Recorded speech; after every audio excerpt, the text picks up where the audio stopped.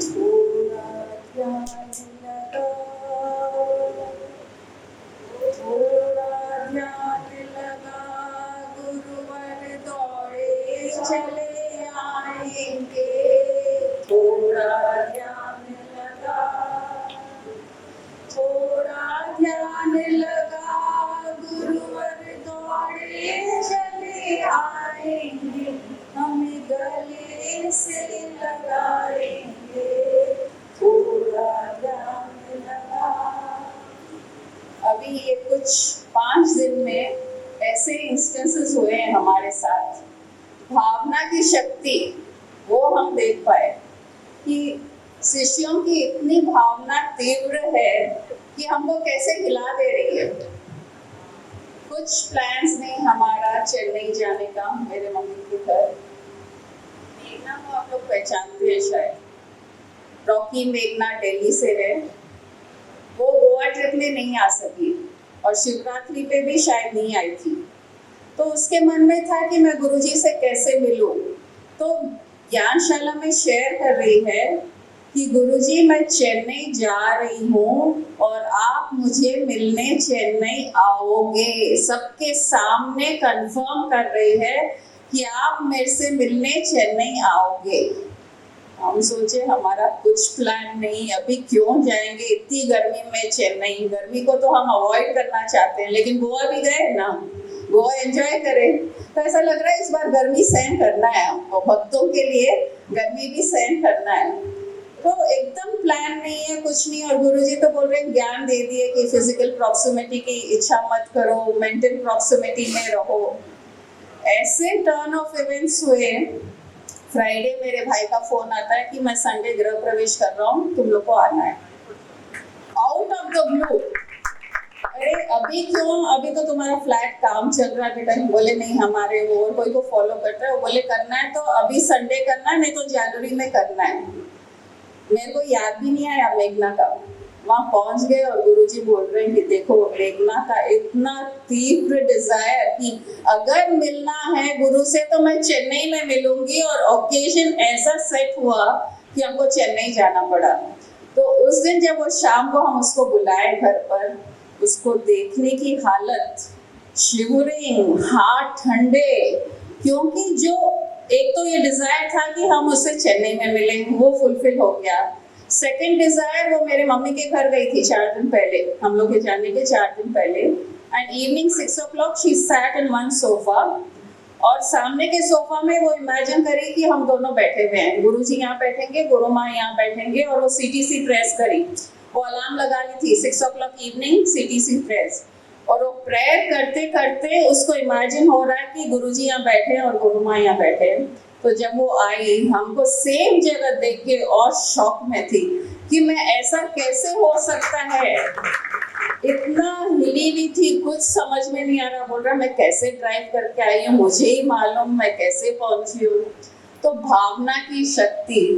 थोड़ा ध्यान लगा, थोड़ा ध्यान लगा, गुरुवर दौड़े चले आएंगे। थोड़ी भक्ति जगा, थोड़ी भक्ति जगा, गुरुवर दौड़े चले आएंगे, मुझे गले से लगाएंगे। ये तो स्टार्ट है हमारा ट्रिप का। फर्स्ट टाइम हम लोग रिटर्न टिकट्स नहीं बना के गए। संडे आएंगे, मंडे आएंगे, ट्यूसडे आएंगे, सोचेंगे अरे गुरुजी को मैं बोल रही हूँ टिकट्स तो बना लो, जाने के पहले कपड़े उस हिसाब से डालू ना मैं क्योंकि वो भी सोचना पड़ता है। एक दिन के लिए जा रहे हैं तो थोड़ा ही ले जाएंगे, नहीं कुछ नहीं डिसाइड करेंगे। ठीक है, मैंने एक्स्ट्रा कपड़े डाल लिए, गुरुजी तो 2 दिन के ही डाले।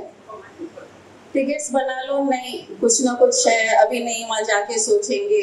रिटर्न टिकट नहीं बनाए, वहां पहुंचे और मेरा बेटा क्या बोल रहा है, आशीष मम्मी आप लोग चेन्नई जा रहे हो ना, वहीं से बैंगलोर चले जाओ। अरे बैंगलोर क्यों नहीं, आप लोग 2-3 हफ्ते से सोच रहे हो बैंगलोर जाने का, लेकिन आपका नहीं हो पा रहा है वो सुरेश अग्रवाल से मिलने, तो अब चेन्नई से ही बैंगलोर चले जाओ। बोली जो भी बोलना है तो गुरुजी को बोल दे, मेरे को कुछ मत बोल। तो गुरुजी टिकट ही नहीं करवाए। चेन्नई पहुंचे, 1 घंटे बाद उनका न्यूज आया कि वो शांत हो गए, उनके प्राण शांत हो गए। और उस टाइम उनका बेटे का विश न्यूज़ दे रहा है गुरुजी को और बोल रहा है मैं वीडियो कॉल करूंगा। वीडियो कॉल क्यों? कि हमको मालूम है कि वो आप में गुरुजी आप में लीन हो गए हैं, तो हम चाहते हैं कि पापा आपके थ्रू हम तीनों को देखें, सलोनी को, उसकी मदर को और तुषार खुद को।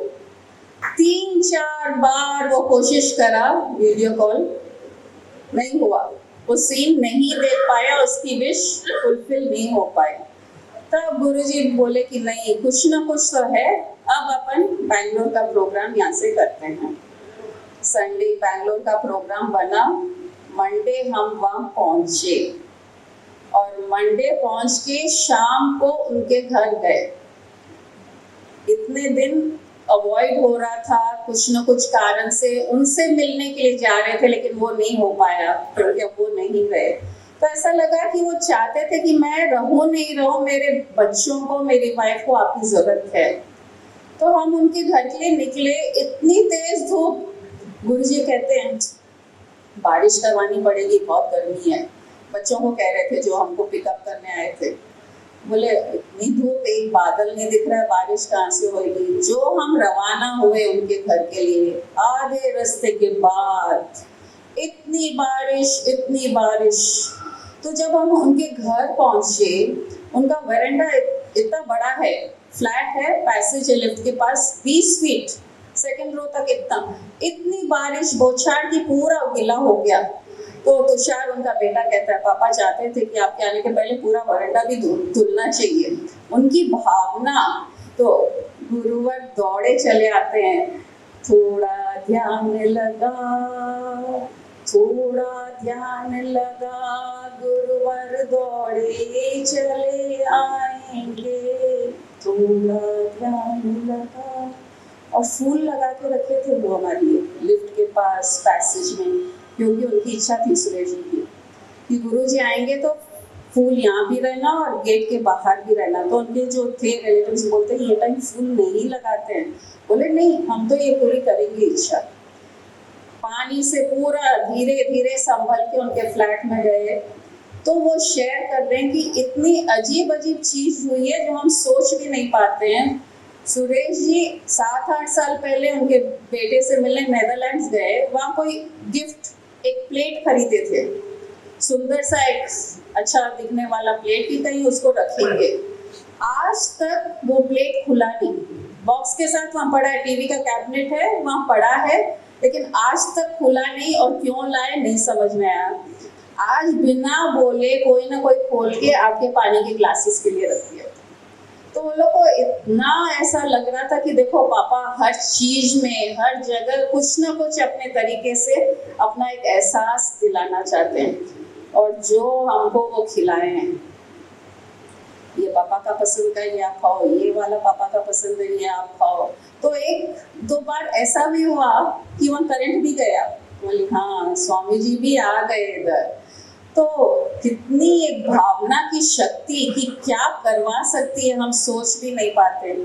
थोड़ा ध्यान लगा, थोड़ी समर्पण दिखा, गुरुवर दौड़े चले आएंगे, थोड़ा समर्पण दिखा, थोड़ी भक्ति दिखा, गुरुवर दौड़े चले आएंगे, हमें गले से लगाएंगे।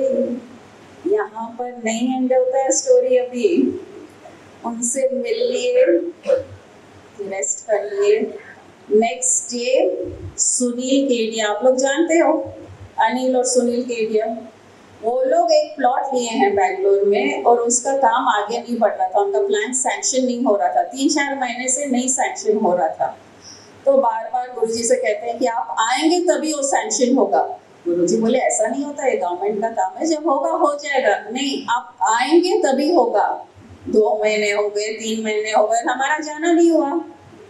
हम जिस दिन पहुंचे हैं मंडे शाम को न्यूज आया कि कल मिल रहा है आपको सैंक्शन, और हम जब उनके प्लॉट में गए वहां और कोई को हैंडओवर हुआ उनका सैंक्शन लेटर। और इतना सुंदर उनका जो प्लॉट का जगह था, प्लॉट का यहाँ है और उसके बाजू में अपने आश्रम में कैसा एक बड़ा पेड़, उसके बाजू में चबूतरा, हम लोग बैठ के हमारा सत्संग करने लग गए। ऐसा लगा कि आश्रम में बैठे, कोई नीचे बैठा हुआ है, क्योंकि और कुछ फैसिलिटी नहीं है, खाली एम्प्टी प्लॉट है। इतना बड़ा बरगद का पेड़, तो आराम से बैठ के वहाँ 1 घंटा सत्संग चल रहा। थोड़ा ध्यान लगा, थोड़ा ध्यान लगा, गुरुवर दौड़े चले आएंगे, थोड़ा ध्यान लगा। उसके बाद जाना था प्रवीण छापड़िया के फैक्ट्री, वो पास में ही था। वहाँ गए तो वो एक्चुअली सेटअप करके रखा था कि उनके स्टाफ के साथ एक सत्संग हो जाएगा, उनके एक हॉल है वहाँ, पूरा अरेंजमेंट्स कर लिया। उसके ऑफिस में बैठे थोड़ी देर बाद तो गुरुजी बोले नहीं, आज खाना यहाँ नहीं खाएंगे, पिंकी एक और है उनकी जो हमारे पास आती है, उसके घर जाके खाना खाना है। अब 10:30-11 बजे बोल रहे हैं कि उसके घर जाके खाना खाना है। और तो बोले इंतजाम हम लोग 10-12 जने हो जाएंगे, वो कैसा करेगी? बोले तुम्हारे स्टाफ को भेज दो, तुम फैक्ट्री से जो तुम यहाँ इंतजाम कर रहे हो ना वहाँ करवा दो, लेकिन जाएंगे उसके घर ही खाना खाने। और जब उसके घर गए, 3 तल्ला चढ़ना पड़ा ना, 3 तल्ला चढ़ के गए, वो तो आपे से बाहर कि मैं सोच भी नहीं सकती कि गुरुजी कभी मेरे घर आएंगे क्या। छोटा फ्लैट, सुंदर फ्लैट, और ऐसे हंस रही है, रो रही है, हिल रही है, डुल रही है, कुछ सोच नहीं। बोली मैं खाना भी कैसे बनाऊं, मेरे को नहीं समझ में आया। वो तो वो आ गए तो हेल्प कर दिए, उसको कुछ समझ में नहीं आ रहा, कभी खड़ी हो रही है तो कभी बैठ रही है, मैं क्या करूं। और इतना अच्छा शेयर की कि जब से मेरे को न्यूज मिला कि गुरुजी उनके फैक्ट्री आ रहे हैं, मुझे भी बुलाए हैं वहाँ सत्संग के लिए। एक ही कॉम्पाउंड में है फैक्ट्री और इनका घर, थोड़ा दूर है। तो बोल रहे मैं वहाँ का पिक्चर नहीं दिख रहा है, ऐसा लग रहा है कि गुरुजी गुरुमा ये सोफा पे बैठे हुए। मैं एक बार माइंड को बोली नहीं तुम गलत सोच रहे हैं, गुरुजी तो वहाँ जाएंगे, या क्यों आएंगे। फिर सेकेंड टाइम वैसा ही पिक्चर दिखा रहा है। तो थोड़ा ध्यान लगा, थोड़ा ध्यान लगा, गुरुवर दौड़े चले आएंगे, थोड़ी भक्ति जगा, थोड़ी भक्ति जगा, गुरुवर दौड़े चले आएंगे। और उसके मन में ये था, शाम को सडन एक ट्यूसडे सत्संग भी अरेंज हो गया वहाँ पे, वो भी हमारे पास आते हैं, अमित बगड़िया, अनु बगड़िया। उनके मन में भी था कि इतने सालों से हम जा रहे हैं, उनके घर जा रहे हैं, उनके घर जा रहे हैं, लेकिन हमारे घर कभी गुरुजी नहीं आते हैं, तो इस बार हमारे घर आएंगे।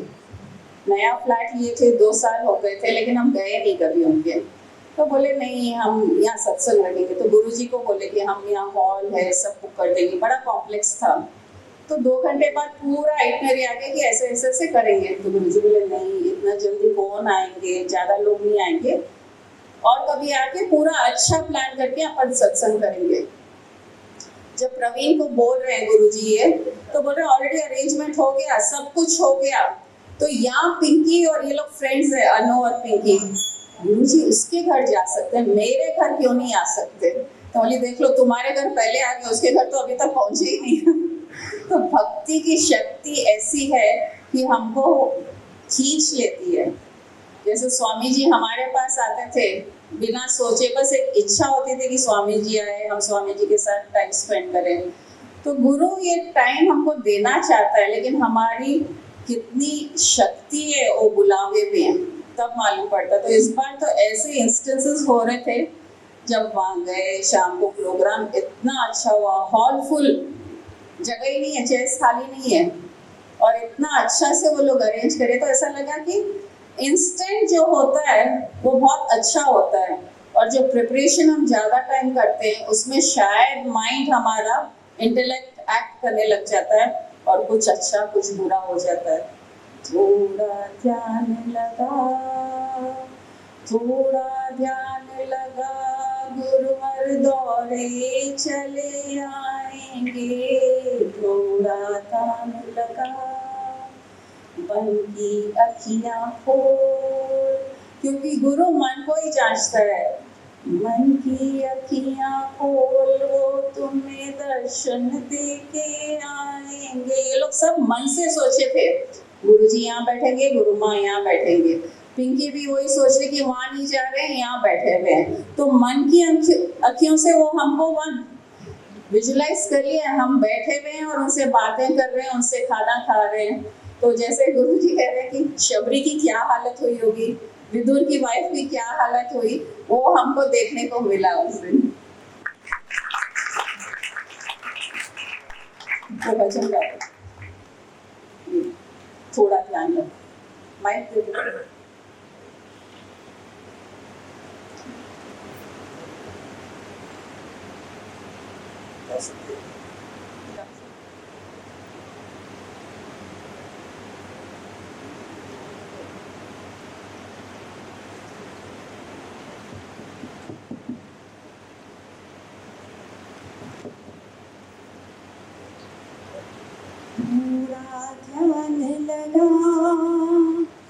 थोड़ा ध्यान लगा, गुरुवर दौड़े दौड़े आएंगे।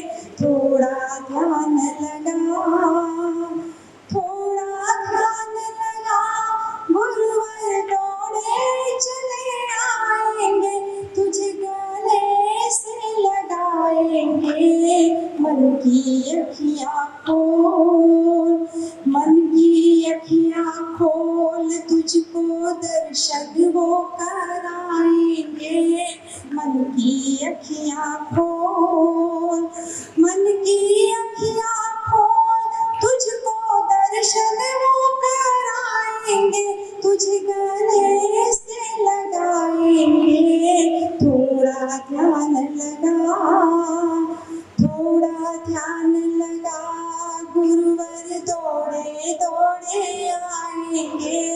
थोड़ा ध्यान लगा, हे राम रमैया वो, हे कृष्ण कन्हैया वो, वही जगदीश है।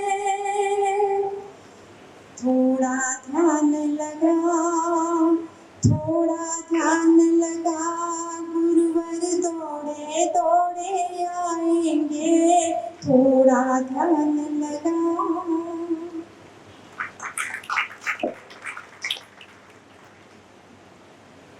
इन 3-4 दिनों में जो भक्ति की शक्ति का अनुभव हमने किया, शायद पहले नहीं किया इतना। जो गुरु महाराज भी इंस्टेंसेस सुनाए, हमारे लिए भी वो एक रोंगटे खड़े देने वाली बातें थी। इतना आसान नहीं था हमारे लिए भी इसको सहन करना। जिस जिसकी को जो इच्छा थी वो जब पूर्ति हो रही है तो गुरु पर भी एक प्रेशर पड़ता है, एक प्रेशर क्रिएट हो जाता है। क्योंकि अनजाने में हो सकता है कि जो गुरु का शिष्य होता है वो फिर वैसी इच्छाएं और करने लगता है, और आध्यात्मिक यात्रा या ज्ञान इच्छा पूर्ति के लिए नहीं है। तो जिनकी इच्छाएं पूर्ति होती है, ये तो अभी 3-4 दिनों में हमारे साथ हुआ, ऐसे बहुत से इंस्टेंसेस हैं जहां पर कई लोगों की इच्छाएं पूर्ति होती है। इस प्रकार जब उनकी श्रद्धा होती है, भक्ति होती है, भावना होती है, तो इच्छाएं पूर्ति होती है। लेकिन हमें ये ध्यान रखना चाहिए कि वो इच्छाएं पूर्ति और इच्छाओं को जन्म न दे। ये बहुत आवश्यक है कि इच्छाएं पूर्ति और नई इच्छाओं को जन्म न दे, वरना ये गुरु शिष्य का संबंध, ये सत्संग में आना, ये केवल और केवल इच्छाएं पूर्ति तक सीमित रह जाएगा। हाँ, जीवन में कभी कभी ऐसा जब होता है, किसी की इच्छा पूर्ति होती है, बहुत तीव्र भावना होती है, इंटेंसिटी होती है और वो पूर्ति होती है, तो वो हमें उस मार्ग में आगे बढ़ाने के लिए इंस्पायर करना चाहिए, वो केवल हमारे जीवन में एक प्रूफ के लिए होना चाहिए कि मेरा कनेक्शन जुड़ गया। और जब कनेक्शन जुड़ गया, गुरु से हो, भगवान से हो, किसी से भी हो, जब कनेक्शन जुड़ गया तो मैं इस कनेक्शन को यहीं तक क्यों सीमित करूं? ये छोटी छोटी सांसारिक इच्छाओं की पूर्ति तक सीमित क्यों करूं? जब कनेक्शन जुड़ गया तो उस कनेक्शन के साथ में एक क्यों ना हो जाऊं, उसके साथ में मिल क्यों ना जाऊं? वो हमको उस प्रकार की इच्छा प्रेरित करनी चाहिए, सांसारिक इच्छाएं। अक्सर हम वहां रुक जाते हैं। ये जो अभी मेघना की बात बताई गई, उसने ग्रुप में डाला था कि आप आओगे। ये तो ज्ञान दे दिए, ग्रुप में ज्ञान दे दिए कि फिजिकल प्रॉक्सिमिटी इतनी इंपॉर्टेंट नहीं है, तो मेंटल प्रॉक्सिमिटी वो है, मेंटल प्रॉक्सिमिटी में रहती है। वो बोलती है मुझे पता नहीं ये क्यों थॉट आया, लेकिन आप आओगे। तो मुझे उस दिन ऐसे लगा कि इसका ईगो ब्रेक होना है इस बार, क्योंकि हमारा कोई प्रोग्राम नहीं है जाने का, और ये 15-20 दिन रहेगी पियर में, चेन्नई में। 15-20 दिन में क्या, हमारा 5 महीने में कोई प्रोग्राम नहीं है जाने का। इस बार इसका अच्छा से ईगो ब्रेक होगा, ऐसे मन में आया था। और ये भी आया था कि होना चाहिए, परंतु बाद में पता चला कि उसका ईगो ब्रेक नहीं हुआ, हमारा ईगो ब्रेक हुआ।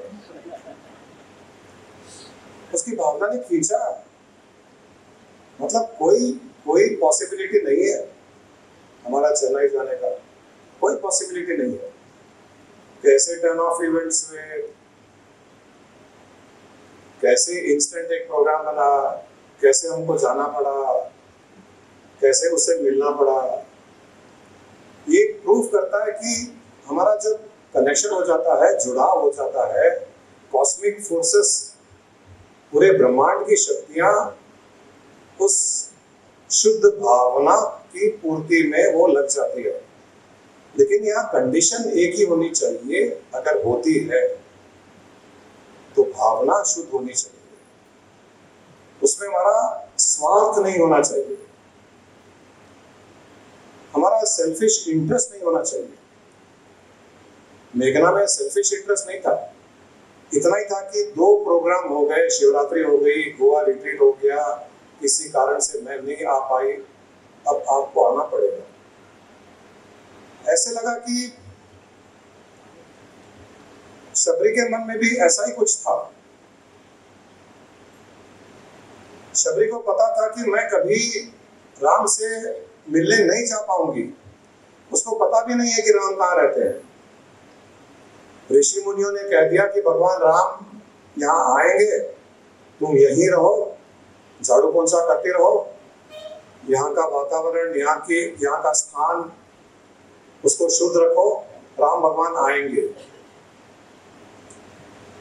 वो जो ऋषि मुनियों ने कहा, उन्होंने केवल उस स्थान के बारे में नहीं कहा, उन्होंने ये कहा कि तुम हृदय की शुद्धता रखो, तुम हृदय को रोज साफ करो, हृदय का पोंछा लगाओ, हृदय में फूल रख करके इंतजार करो कि राम आएंगे तो राम आएंगे। और उसने वैसा ही किया, उसने स्थान की भी सफाई की, हृदय की सफाई की। और जब उसके हृदय की सफाई पूर्ण रूप से हो गई, राम को आना पड़ा।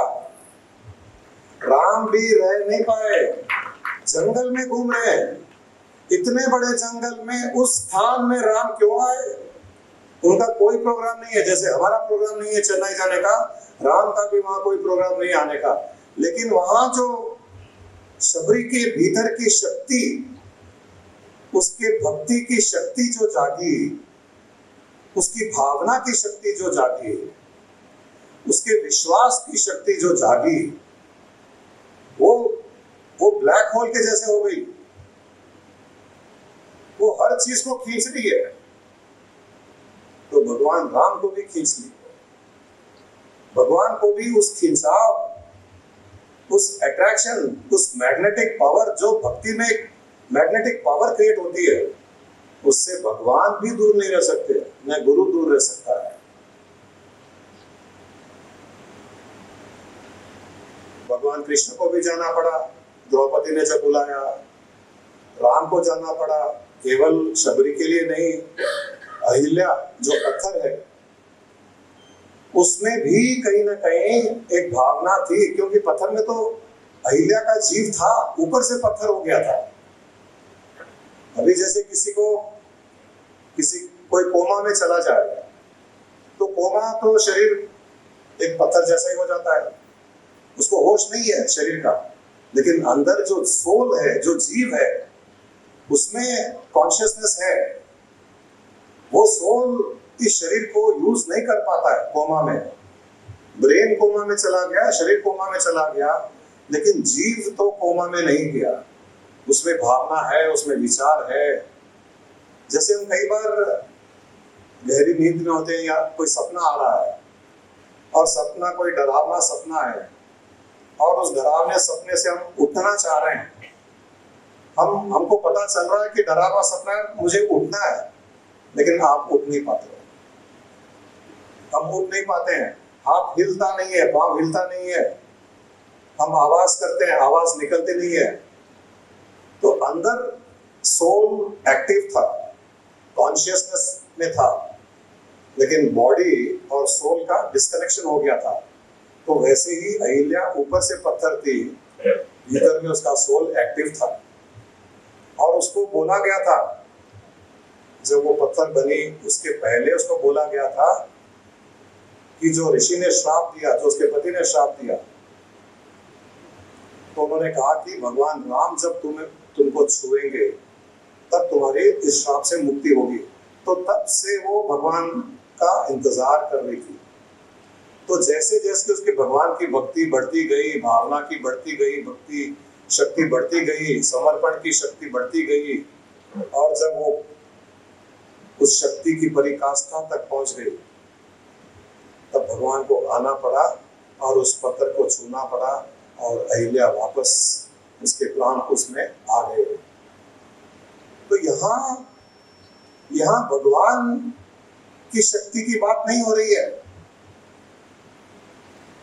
या गुरु की शक्ति की बात नहीं हो रही है। यहाँ पर आप ध्यान दीजिए, ये भक्ति की शक्ति की बात हो रही है। और भक्ति में इतनी शक्ति है कि भगवान की शक्ति के विपरीत, उसके ऑपोजिट भी जा रही है। भगवान का कोई प्रोग्राम नहीं है वहां जाने का। न अहिल्या के पास जाने का प्रोग्राम है, न विदुर के घर उसके पत्नी का पहले प्रोग्राम था जाने का, और न यहाँ शबरी के पास जाने का प्रोग्राम था। लेकिन तीनों ने भगवान की शक्ति के विरुद्ध अपनी भक्ति की इतनी शक्ति प्रकट की कि भगवान की शक्ति भी उस शक्ति के साथ में, उस भक्ति की शक्ति के सामने भगवान की शक्ति को झुकना पड़ा है।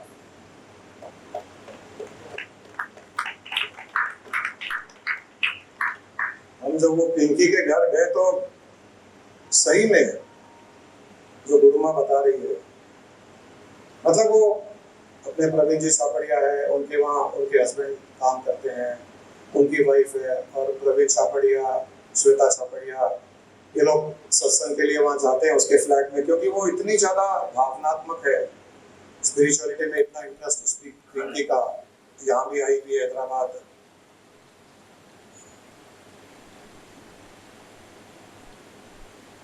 उसने तो कभी वैसे ऑफिशियली इनवाइट नहीं किया हमको कभी कि आप आइए, लेकिन कहीं ना कहीं उसकी भावना थी कि कभी ना कभी आएंगे।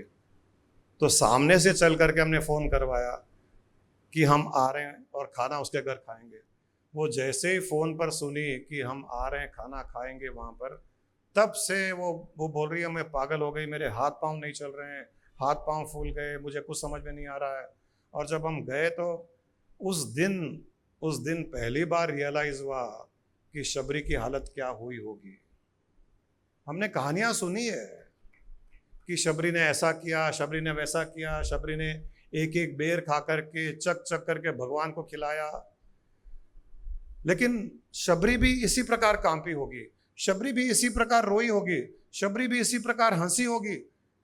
उसको समझ में नहीं आ रहा है मैं रोऊं, हंसूं, मैं क्या करूं, नाचूं, मैं बैठूं, उसको कुछ समझ में नहीं आ रहा है। मतलब हम आधा घंटा उसको उस स्थिति में देखे थे, आंखों से आंसू आ रहे थे कि कितनी भक्ति, इसमें कितनी भक्ति हो सकती है। हम तो बहुत कैजुअल, एक प्लान बन गया, कैजुअली हमने कह दिया घर आ रहे हैं, कैजुअली कह दिया घर तुम्हारे यही खाना खाएंगे। बट वो कैजुअल भी उसकी भक्ति के सामने बहुत फीका हो गया। हमारा जाना, हमारा कहना, उसकी भक्ति को तो नमन करने की इच्छा होती है। मेरी तो इच्छा हुई कि इसको प्रणाम करूं। मतलब मैंने कभी देखा नहीं किसी को इतना ऐसा कामते हुए, ऐसे हंसते हुए, ऐसे रोते हुए। हम लोग सब अपनी बुद्धि का ही उपयोग करते हैं और बुद्धि भक्ति को रोकती है। हम समर्पण करते हैं, बुद्धि से करते हैं। हम ज्ञान ग्रहण करते हैं, भक्ति से नहीं करते हैं, बुद्धि से करते हैं। और फिर हम एनालाइज करते हैं, हम जज करते हैं ज्ञान को भी। उन्होंने तो ऐसा बोला गुरुजी ने, लेकिन ये तो एप्लीकेबल नहीं है लाइफ में। हम फॉलो कर रहे हैं तो रिजल्ट उल्टा आ रहा है। हम इंटेलेक्ट इतना लगाते हैं ज्ञान में, गुरु के एक्शंस में। भगवान के प्रति भी इच्छाएं पूर्ति हुई तो ठीक, इच्छाएं पूर्ति नहीं हुई तो भगवान को भी नकार देते हैं। अभी गोवा में ही हम किसी से मिले थे, एक लड़की से, उसके लाइफ में ट्रेजेडी हुई है, काफी बहुत बड़ी ट्रेजेडी हुई। लास्ट ईयर उसकी शादी हुई और 5 महीने के बाद में हस्बैंड की एक्सीडेंट में डेथ हो गई थी। अब वो भगवान पर विश्वास करना उसने छोड़ दिया, भगवान की पूजा करनी छोड़ दी उसने, भगवान के अस्तित्व को मानना छोड़ दिया उसने। मेरे साथ बैठी थी बात करने के लिए।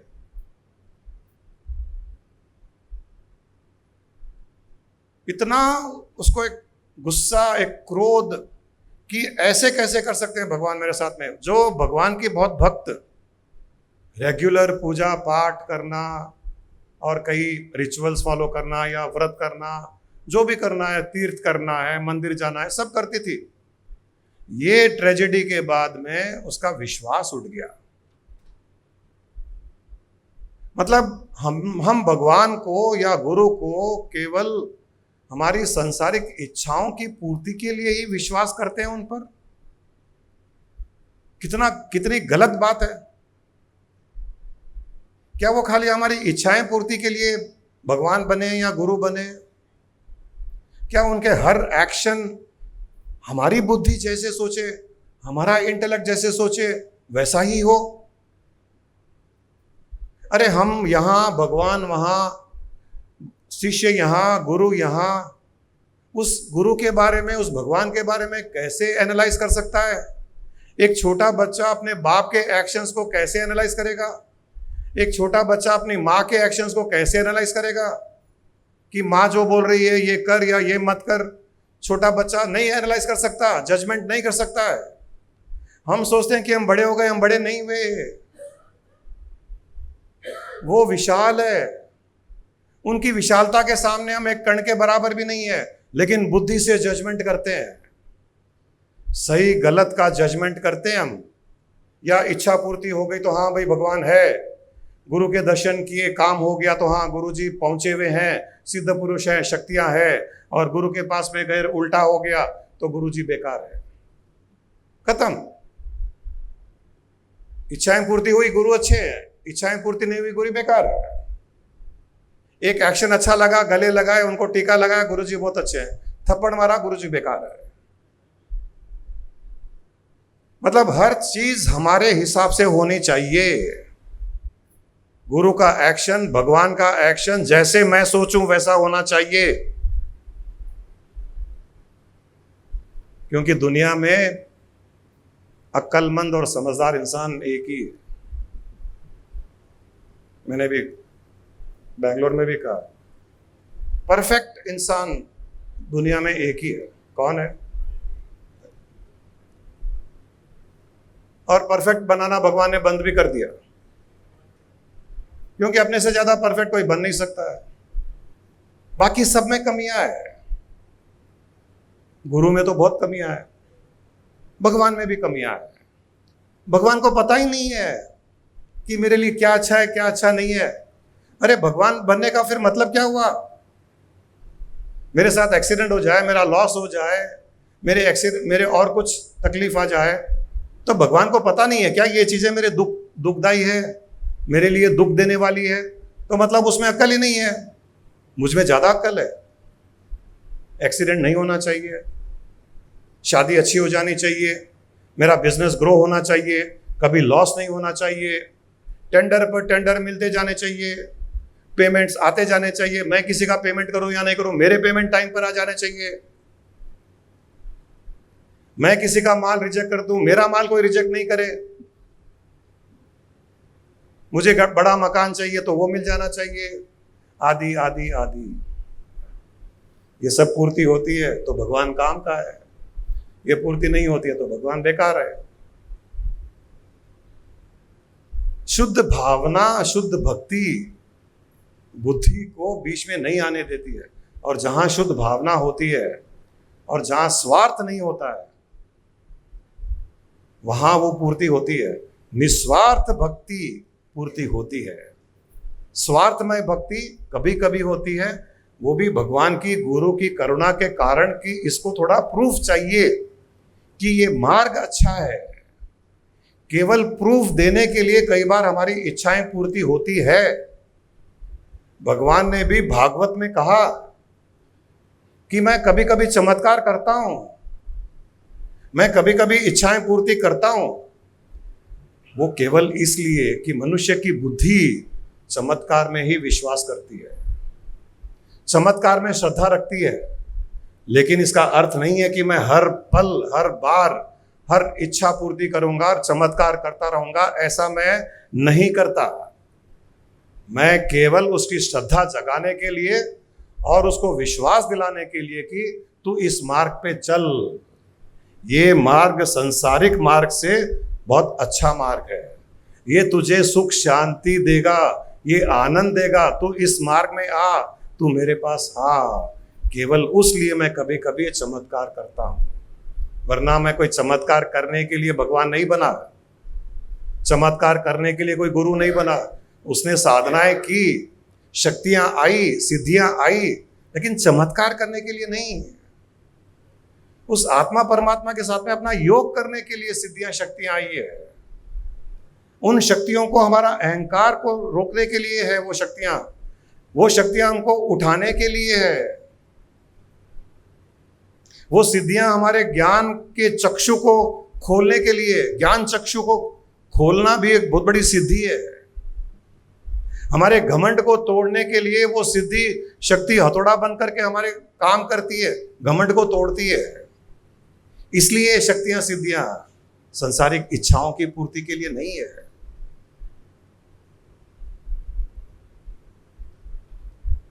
अपार शक्ति होती है भक्ति में। वो कैसे होती है, इसका भी एक साइंस है।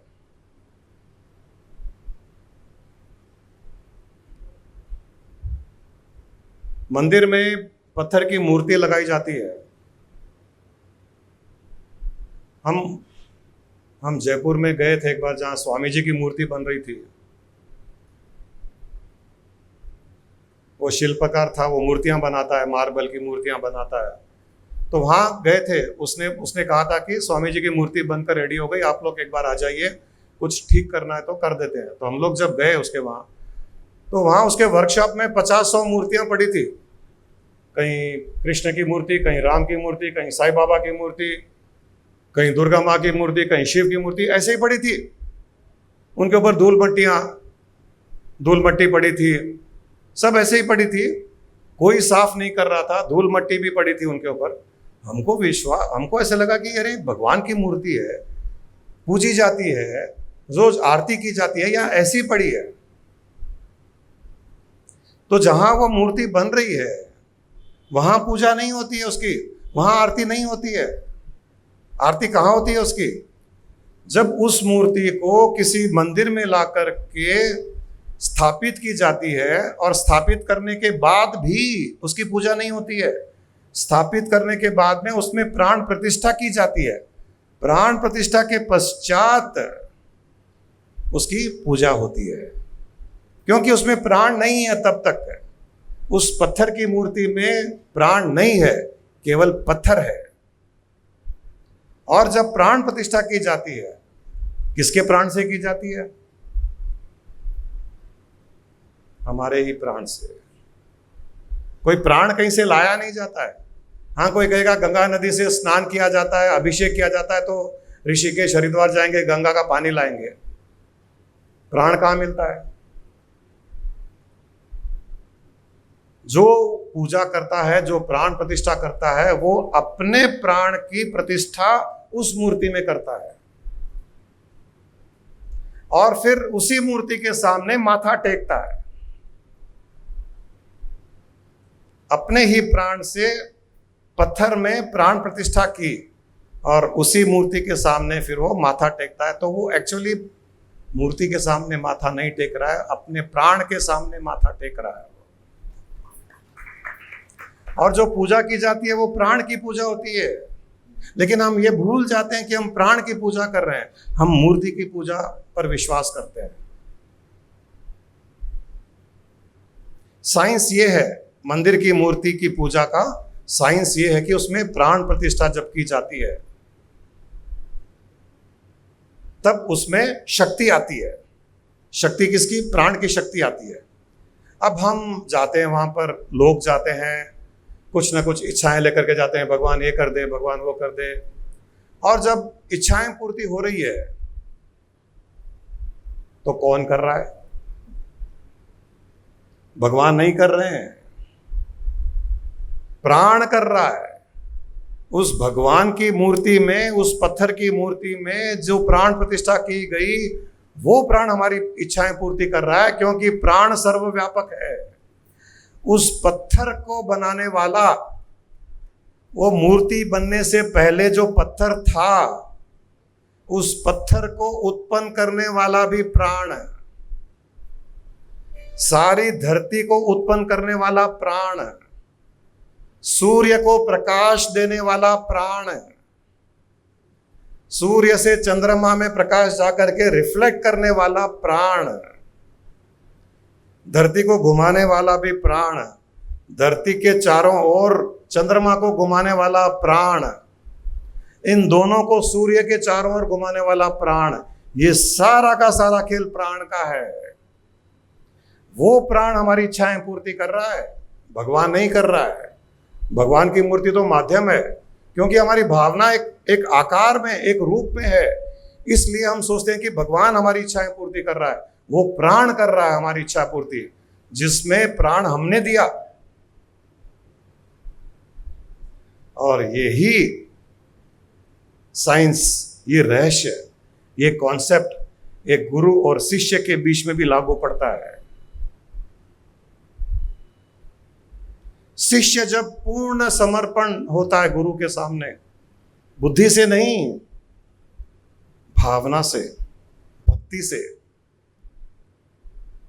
अपनी इच्छाएं छोड़ करके, अपना स्वार्थ छोड़ करके, जब गुरु और शिष्य का रिलेशनशिप बनता है तो पता है क्या होता है? मंदिर में प्राण प्रतिष्ठा होती है और गुरु शिष्य के बीच में प्रेम प्रतिष्ठा होती है। शिष्य अपनी प्रेम की प्रतिष्ठा करता है गुरु के भीतर। एक शिष्य जो समर्पित होता है, पूर्ण समर्पित, जो तन मन धन की बातें करते हैं कि तन मन धन समर्पित करते हैं हम, गुरु को तन मन धन किया जाता है, तन समर्पित किया जाता है कि गुरु जो बोले वो तन करेगा। मन समर्पित किया जाता है कि गुरु जो बोले वो ही सोचेगा, वो अपनी बुद्धि नहीं सोचेगा। जब अष्टावक्र को राजा जनक ने तन मन धन समर्पित किया तो राजा जनक महल छोड़ करके अष्टावक्र के पीछे चले गए। धन समर्पित कर दिया कि ये महल मेरा नहीं है, ये राज्य मेरा नहीं है। तन समर्पित कर दिया कि जहां गुरु वहां मैं। शिष्य गुरु के पीछे पीछे चला। एक राजा, सारी धरती का राजा, एक 8 कुंबड़ा जिसमें 8 वक्र है शरीर में, टेढ़ा मेढ़ा शरीर, गरीब, एक लंगोट पहना हुआ, अष्टावक्र, उसके पीछे पीछे सम्राट का शरीर चल रहा है, तन चल रहा है, क्योंकि उसने तन भी समर्पित कर दिया। धन सारा राज्य समर्पित कर दिया, तन समर्पित कर दिया। तो एक भिखारी के पीछे चल गया राजा, एक गरीब के पीछे चल गया, अष्टावक्र ऋषि के पीछे। लेकिन तब तक उसको एनलाइटनमेंट नहीं मिला, राजा जनक को। जनक ने कहा था, मैं एनलाइटनमेंट तुझे एक पांव तेरा नीचे, एक पांव घोड़े के ऊपर चढ़ने के बीच में दे दूंगा। तो राजा जनक के मन में था कि चलो अभी एक घोड़ा आएगा। वो जनक ने कहा कि राजा एक घोड़ा नीचे रख, एक घोड़ा एक पांव घोड़े के ऊपर रख। तो जैसे ही वो जनक दूसरा पांव घोड़े पे रख रहा था, तब तक उसको एनलाइटनमेंट नहीं मिला। अष्टावक्र ने कहा कि क्या सोच रहा है जनक, क्या सोच रहा है? बोले सोच रहा था कि राज्य ठीक है ना। तो बोले जनक, तूने धन, तन और मन तीनों मुझे समर्पित किया है, तुझे सोचने का भी अधिकार नहीं है। जो सोचूंगा मैं सोचूंगा तेरे मन के द्वारा। ये बात जैसे ही राजा जनक को समझ में आई, एनलाइटन हो गया कि मुझे सोचने का भी अधिकार नहीं है। और जब सोचने का अधिकार उसने अपने गुरु को दिया, तब जाके एनलाइटनमेंट की स्थिति को उसने उसका आनंद लिया, उसमें स्थित हो गया। ये खेल बहुत विलक्षण है। ये गुरु शिष्य का खेल, ये संबंध, ये बुद्धि वाला नहीं है, इंटेलेक्ट वाला नहीं है। जो इंटेलेक्ट का संबंध लगाते हैं वो कभी भी अपने कल्याण का मार्ग नहीं खोल सकते। जो बुद्धि लगाते हैं वो अपने ही कल्याण में रुकावट है। जो लोग गुरु के पास जाते हैं, बुद्धि से कहते हैं हम समर्पित हैं, गुरु जी अच्छी बातें करते हैं, लेकिन बुद्धि लगाते हैं साथ साथ में, वो अपने ही कल्याण के मार्ग में वो बहुत बड़ी रुकावट है, स्वयं ही रुकावट है। सबसे बड़ी रुकावट स्वयं की बुद्धि, जो जनक की भी चल रही थी। और जैसे अष्टावक्र ने कहा कि तुझे सोचने का भी अधिकार नहीं है, वो एनलाइटन हो गया। इतना जब हमारी बुद्धि में ये आ जाए कि मुझे सोचने का भी अधिकार नहीं है, जो सोचे गुरु सोचे, मैं क्यों सोचूं? मैंने तन मन धन समर्पित कर दिया, मैं क्यों सोचूं? तब जाके उस स्थिति के साथ में योग होगा, उस स्थिति के साथ में अपना जुड़ाव होगा, तब जाकर के उस परमात्मा के साथ में हमारा योग होगा। क्योंकि ये बुद्धि, अहंकार, मन ही तो है जो रोक रहा है हमें, और हम उसी के साथ में खेल रहे हैं। अरे संसार में तो खेलते हैं उसके साथ में, आध्यात्मिक में भी उसके साथ खेल रहे हो, स्पिरिचुअलिटी में भी उसी के साथ खेल रहे हो। ये संसार और स्पिरिचुअलिटी, आध्यात्मिक दोनों अलग मार्ग हैं। यहां संसार में खेलना है खेलो, यहां छोड़ो आध्यात्मिकता में।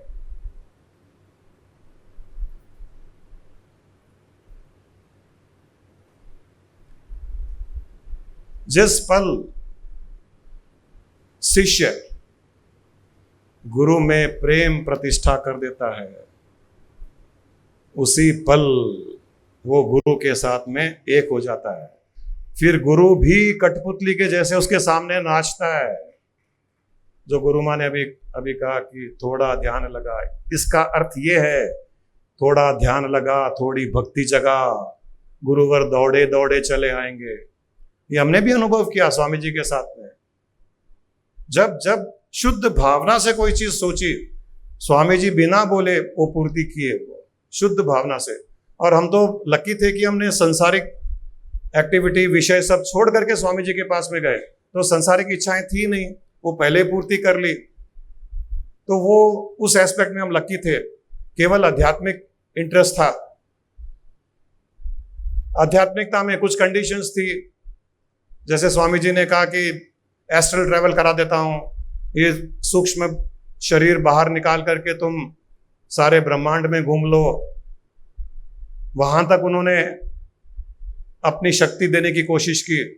तो मैंने एक ही चीज पूछा कि स्वामी जी, ये वर्ल्डली फिजिकली प्रोग्रेस होगा या स्पिरिचुअल प्रोग्रेस होगा? उन्होंने कहा ये एस्ट्रल ट्रैवल भी स्पिरिचुअल प्रोग्रेस नहीं है, ये फिजिकल प्रोग्रेस है। शरीर उड़ के नहीं जाएगा, तो वो तुम्हारा एस्ट्रल बॉडी उड़ के जा रहा है, इतना ही फर्क है, और कुछ इसमें स्पिरिचुअलिटी का कोई नामो निशान नहीं।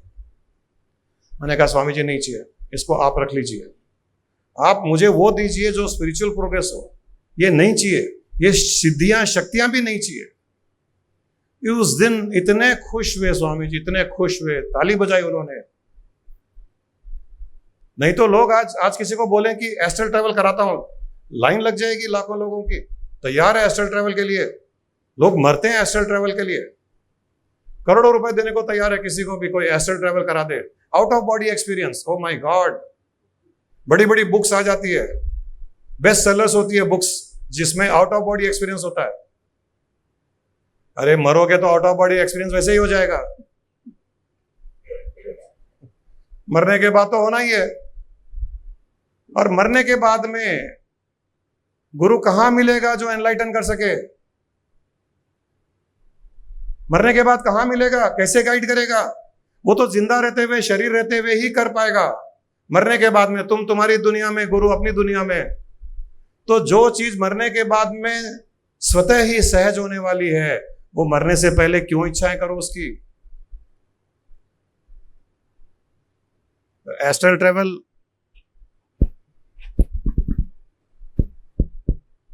ये शक्तियां सिद्धियां मरने के बाद वैसे ही मिलेगी, और सांसारिक वस्तुएं मरने के बाद वैसे छूट जाएगी। तो दोनों ही काम नहीं आए। जो यहां कमाया, बड़ा किया, मकान लिया, दुकान लिया, बड़ा पैसा बनाया, गाड़ियां ली, वो सब यहां छूट जाएगी। एस्ट्रल ट्रैवल करने की इच्छा मरने के बाद वैसे ही पूर्ति हो जाएगी। तो अब क्या बचा करने के लिए? केवल यही बचा कि गुरु के साथ, गुरु में प्रेम प्रतिष्ठा कर और एनलाइटनमेंट पा। वो स्थिति पाले जिंदा रहते हुए जो मरने के बाद नहीं मिलने वाली है। और ये बुद्धि जितनी भी लगाओ, जितना इंटेलेक्ट लगाओ, ये मरने के बाद में बहुत तकलीफ देने वाली है। आपको पता नहीं है। वो तो अच्छा है, भगवान का आशीर्वाद है कि मरने के बाद जो स्थिति होती है सोल की, उसका हमको याद नहीं रहता है, और पिछला जन्म याद नहीं रहता है। लेकिन हमने बहुत तकलीफ पाया मरने के बाद में, सोल ने बहुत तकलीफ पाई, पिछले जन्मों में बहुत तकलीफ पाया। वो बहुत तकलीफदायी होता है। ये इंटेलेक्ट, ये बुद्धि बहुत तकलीफदायी होती है। भावना सुखदायी होती है। जो इंसान मरने के समय भक्ति भाव में मरता है, वो वाह, वो सारे ब्रह्मांड का आनंद लेते हुए स्थित रहता है ब्रह्मांड में। और जो इंटेलेक्ट के साथ में छोड़ता है शरीर, बुद्धि के साथ में छोड़ता है, वो पल पल मरता है। शरीर छोड़ने के बाद में पल पल मरता है। उसको असुर योनि, राक्षस योनि का अनुभव होता है। उसको लगता है भूख लग रही है, पेट नहीं है, शरीर नहीं है, लेकिन उसको भूख लगती है, खा लूं, ये कर लूं, उसके पास चला जाऊं, इसके पास चला जाऊं, ये काम कर लूं, और वो कर नहीं सकता क्योंकि शरीर नहीं है। मरने के बाद में उसकी बहुत तकलीफ होती है उस सोल की। सपने पर सपने, डरावने सपने, थोड़े थोड़े अच्छे सपने, बीच बीच में डरावने सपने। उठना चाहता है सपनों से, उठ नहीं पाता है क्योंकि शरीर नहीं है। ये बुद्धि वालों की स्थिति होती है। जो दिमाग लगाते हैं, इंटेलेक्ट लगाते हैं, उनकी स्थिति ये होती है मरने के बाद में। और जो भक्ति में होते हैं, शबरी के जैसे, वो उनको पता ही नहीं है कब मरे, क्योंकि वो जिस स्थिति में, उस स्थिति में ही रहते हैं। शरीर मर गया, वो नहीं मरे, वो तो आनंद में ही आनंद में है, क्योंकि भक्ति में है। और भक्ति में पता भी नहीं चलता है कि जिंदा है या मरे हुए। जगाना है तो भक्ति जगाइए और बुद्धि को बुझाइए। जब बुद्धि बुझेगी तो भक्ति जगेगी। दोनों साथ में नहीं चल पाएंगे। हम जगे हुए हैं तो सो नहीं पाएंगे, और सोए हुए हैं तो जग नहीं पाएंगे। अंधेरा है तो प्रकाश नहीं होगा, और प्रकाश है तो अंधेरा रह ही नहीं पाएगा। भीतर से जाग जाइए, मरने से पहले जाग जाइए। ये अज्ञानता का अंधेरा गायब हो जाएगा। इस अज्ञानता के अंधेरे में अगर मर गए ना तो बहुत तकलीफ होगी, और वो तकलीफ बुद्धि, इंटेलेक्ट यही देने वाली है, ईगो ये तकलीफें देने वाली है, भक्ति नहीं देगी।